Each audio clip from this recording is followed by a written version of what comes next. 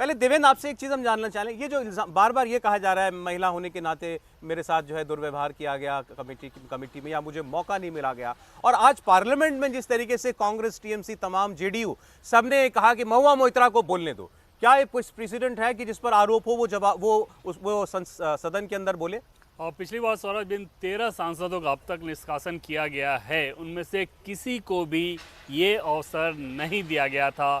पिछले उदाहरण को ही देख लें तो 2005 में जो उदाहरण था जिसमें 10 सांसदों को एक साथ निष्कासित किया गया, उनमें से भी किसी को बोलने का मौका नहीं दिया गया था। बोलने का मतलब क्या था कि वो एक पॉलिटिकल ब्राउनिंग पॉइंट क्रिएट करना चाहती थी, अन्यथा कमेटी के सामने अगर तथ्य और सबूत रखने थे तो कमेटी ने उसी लिए बुलाया था, और वहाँ पर सबने देखा कि क्या हुआ, बाहर आगे कौन सी बातें कही गई। तो जाहिर तौर पे आज अगर पार्लियामेंट में बोलने का अवसर उनको मिलता तो पार्लियामेंट से बाहर आने के बाद जो उन्होंने बातें कही, जो कि एक पॉलिटिकल स्पीच था, तय मानिए कि हाउस में भी वो यही बोलती, ये अवसर उनसे जरूर छीना गया उनके हिसाब से। जितनी भी महुआ मोइत्रा ने शिकायतें अपनी रखी हैं मीडिया के जरिए सामने कि मौका नहीं मिला, मुझे क्रॉस एग्जामिन करने का मौका नहीं मिला, जिन्होंने मेरे खिलाफ आरोप लगाए थे, तमाम तरीके की बातें, आपको कहीं उसमें कोई मेरिट दिखाई देता है राहुल जी?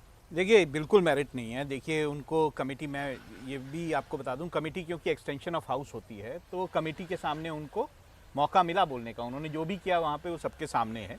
दूसरा, देखिए, वो खुद मान चुकी हैं, ये बात तो खुद ही उन्होंने मानी कि मैंने जो है उसको लॉगिन दिया, पासवर्ड दिया।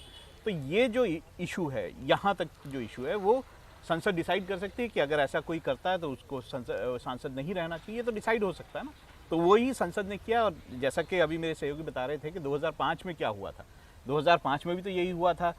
लोगों ने पैसा लिया अपना क्वेश्चन पूछने के लिए, और उसमें जो 10 सांसद लोकसभा के थे उनको भी तो यही हुआ था। यहाँ पर कांग्रेस के जो तब लीडर ऑफ हाउस थे प्रणब मुखर्जी, उन्होंने, और तब प्रधानमंत्री जो थे उन्होंने राज्यसभा में, दोनों ने एक प्रस्ताव मूव किया कि इनको हटा देना चाहिए, और तब भी फैसला हुआ हटाने का, तब कोई बोलने का मौका मिला। तो मैं ये कह रहा हूँ कि पूरी प्रोसीडिंग्स के हिसाब से पूरा है। और दूसरा, अगर इसको आगे भी जाएंगे, जब ये मामला सुप्रीम कोर्ट में भी गया, तब भी सुप्रीम कोर्ट ने कहा कि सही किया, पार्लियामेंट में जो प्रोसीडिंग्स हुई हैं वो सही हैं। और अब ये मामला यहाँ तक रुकेगा नहीं जी।